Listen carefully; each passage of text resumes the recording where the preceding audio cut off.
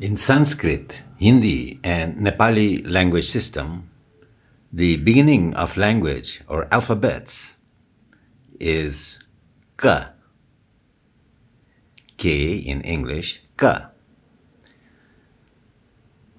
The a is the base of every alphabet. Ka, ka, ga, ga, nga. It all has the base of a, a, a, a, a. Now on a, you roll the tongue to build up ka, ka, ga, ka, nga. The tongue starts like rolling in the air and then makes these distinct sounds, which we symbolize in a symbol form, notation form. We call it ka, ka, ga, and so on. Now, let's talk about now. Do you see that now, the presence, the entire presence called now is always now. For a person or animal or a fish of 300 million years ago, and a person, a fish or animal living right now, their now and this now is the same now. Therefore, there is that now. Now, we want to know what's going on in this now, and that's where the ka comes in. In order to know, there's not knowing, there's only going. The natural, evolutionary, whatever system is going on.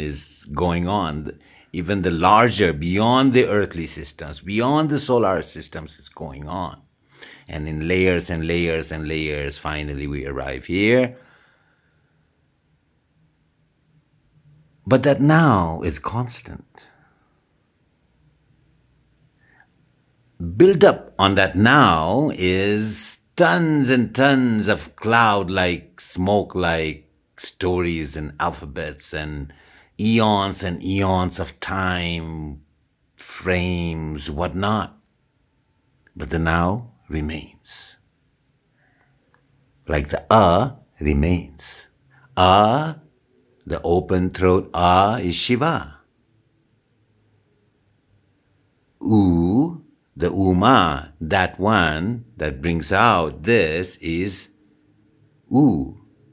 and when it's closed, that's been brought in from outside, inside, and then it starts self-vibrating, that's And there you go. We have a notation called that can describe each and everything as a knowledge. And it begins with ka. The whole knowledge in Sanskrit begins with ka. The alphabet begins with ka. And so, when we start presenting that ka